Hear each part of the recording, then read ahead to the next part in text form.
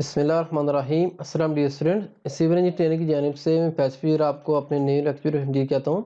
दोस्तों, आज की जो हमारी वीडियो होगी ये हमारी होगी प्रोफेशनल पीसी के हवाले से। अब यहाँ पर हम आर्किटेक्ट पॉइंट ऑफ व्यू से डिस्कस करेंगे कि हमारे पास कौन सा सिस्टम होना चाहिए जो हमारे आर्किटेक्ट फील्ड के लिए बेस्ट है। ठीक है, तो यहाँ पर मैं आपको मिनिमम बजट भी बताऊँगा, कम से कम मिनिमम जो कॉन्फ़िगरेशन है और मैक्सिमम भी हो सकती है। ठीक है, मैं यहाँ पर एवरेज लेके चलूँगा। ठीक है, एवरेज के लिए आप सबसे पहले मैं डिस्कस करता हूँ प्रोफेशनल पीसी कौन सा होना चाहिए। तो प्रोफेशनल पीसी में कम से कम आपका जो पीसी है वो तकरीबन कोर i5 होना चाहिए। मैं आपको रिकमेंड करूँगा कम से कम कोर i5 कर लें। अगर आप अफोर्ड कर सकते तो लाजमी कोर i5 करें, इससे कम से कम नीचे ना हो। अगर आप समझते हैं कि आपका बजट बहुत कम है, फिर कोशिश करें कोर i3 तक चले जाएँ। इससे नीचे जाने का फ़ायदा नहीं है। कोशिश करें क्योंकि चीज़ ऐसी लें जो बार बार आपको चेंज ना करनी पड़े। कोर i5 नंबर 1 सिस्टम रखें। उसके बाद उसकी जो रैम है वो तकरीबन 8 जीबी रखें। 8 जीबी इसकी रैम होनी चाहिए। सिस्टम कोर i5 होना चाहिए। नेक्स्ट हमारे पास होना चाहिए 500 जीबी इसकी हार्ड डिस्क होनी चाहिए।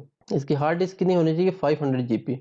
नेक्स्ट हमारे पास इसकी जो एसएसडी है, एसएसडी ये 256 जीबी होनी चाहिए। एसएसडी क्या होती है? एसएसडी एक इसके अंदर एक एक्सटर्नल हार्ड डिस्क हम लगाते हैं जो कि हमारे सिस्टम को बहुत फास्ट कर देती है, आपके लिए बहुत ज़रूरी है। और इसका मेन फंक्शन क्या होता है?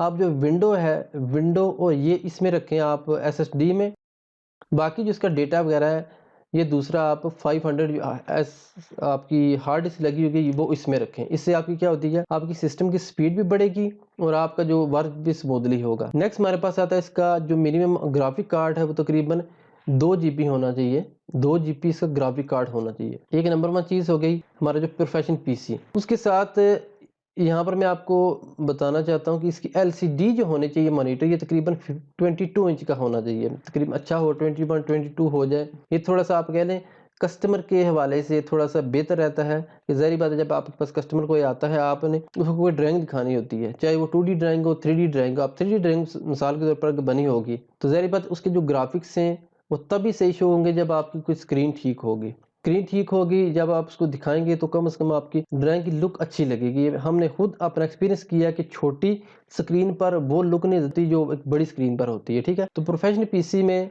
सबसे पहले आपको क्या बताया कि कम से कम कोर i5 होना चाहिए कि 8 जीबी मिनिमम रैम होनी चाहिए। कोशिश करें 8 जीबी मिनिमम रखें, अगर नहीं तो कम से कम 4 से 6 जीबी कर लें, लेकिन मिनिमम 8 जीबी लाजमी रैम रखें।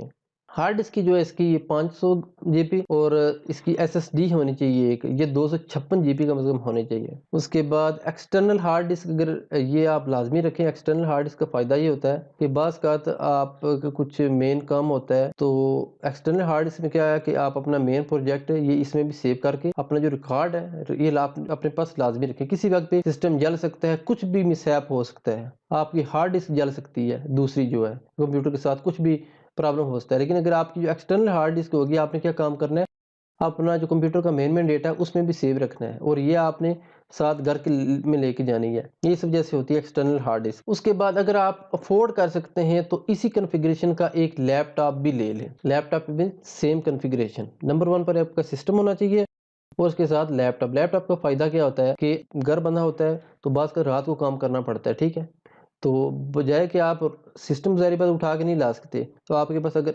एडिशनल लैपटॉप होगा तो आराम से काम कर सकते हैं। मैं वो चीज़ें बता रहा हूँ मैं जो खुद फॉलो कर रहा हूँ। अब मेरा ऑफिस में भी सिस्टम है, एक मैंने अपना सेम कॉन्फ़िगरेशन के हवाले से एक अपना लैपटॉप रखा हो घर में। इसमें क्या होता है, अभी मैं जो लेक्चर रिकॉर्ड कर रहा हूँ या बाज़ का मुझे रात को काम करना पड़ता है प्रिंटिंग के हवाले से या कुछ भी है तो रेंडिंग वगैरह करनी पड़ती है, कुछ ऐसा प्रोजेक्ट जो मैं अपने ऑफिस में कंप्लीट नहीं कर सकता तो मैं घर में आके करता हूँ। तो मेरा यहाँ पर एक एक्सटर्नल हार्ड डिस्क भी पड़ी हुई है, उसके अलावा मेरे पास एक अपना लैपटॉप है, ये इसका एडिशनल फ़ायदा होता है। उसके बाद ये तो हमारे पास हो गया ऑफिस की कुछ प्रोफेशनल सिस्टम के हवाले से। उसके बाद नेक्स्ट हमारे पास होता है प्रिंटर। प्रिंटर को हमारे लिए कौन सा होना चाहिए, तो कोशिश करें मिनिमम अगर आप अफोर्ड कर सकते हैं A4 कलर प्रिंटर ले लें। A4 कलर प्रिंटर ले लें इंकजेट, ये आपके लिए बेहतर है फ्यूचर के हवाले से। अगर आप इसको अफोर्ड नहीं कर सकते, आप कहते हैं मेरे पास इतना बजट नहीं है, तो फिर आप काम करें HP लेज़र जेट ले लें। HP का laser jet black and white printer ले लें, ये अभी आपका ऑफिस में काम चलाएगा। लेकिन ज़ाहिर बात है आपके पास एक ना एक सिस्टम होना चाहिए। अब मैंने तकरीबन कुछ टाइम पहले जब मैंने अपना ऑफिस ओपन किया था तो मैंने एक छोटा प्रिंटर लिया था, एक मैंने अपना बड़ा प्लाटर ले लिया था। तो इस वजह से मैंने जब ऑफिस में देखा मुझे वहाँ पर एक छोटा रिक्वायरमेंट इनफ है तो मैंने एक ब्लैक एंड वाइट प्रिंटर रखा है आपने ऑफिस के लिए, और एक अपना बड़ा सिस्टम रखा हुआ है, बड़ा प्लाटर ये मैंने अपने घर में रखा हुआ है अपने प्रिंटिंग के हवाले से, और ये मेरा घर में है तकरीबन 42 इंच का बड़ा प्लाटर है, ठीक है। तो मेरी अल्हम्दुलिल्लाह इससे काम सारा चल जाता है। और नेक्स्ट इसके साथ 5 नंबर पर इसकी एक्सटेंशन बोर्ड होना चाहिए आपके पास। ज़ाहिर बात है, आप जब ये सारी चीज़ें रखेंगे तो उसके लिए आप एडिशनल एक एक्सटेंशन लीड ले लें, जो कि आपके कनेक्शन पॉइंट ऑफ व्यू से किसी भी नई डिवाइस को अटैच करने के लिए आपके पास होनी चाहिए। तो यहाँ पर मैंने आपको सारी चीज़ें बताई है। नंबर 1 पर आपके पास प्रोफेशनल पीसी होना चाहिए, core i5, 8 GB RAM, 5 GB hard disk, 256 GB SSD, 2 GB इसका कम से कम ग्राफिक कार्ड होना चाहिए, और एक एक्सटर्नल हार्ड डिस्क तकरीबन 1 TB की आपके पास होनी चाहिए, जो ऑफिस की रिक्वायरमेंट है, ठीक है।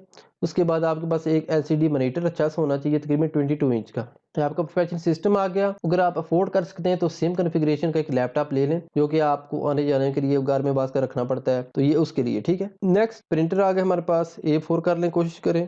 कलर है, कलर नहीं तो आप ब्लैक एंड व्हाइट लाजमी रखना पड़ेगा, और आप एक एक्सटेंशन बोर्ड अपने पास लाजमी रखें, ये ऑफिस की रिक्वायरमेंट के लिए बहुत ज़रूरी है।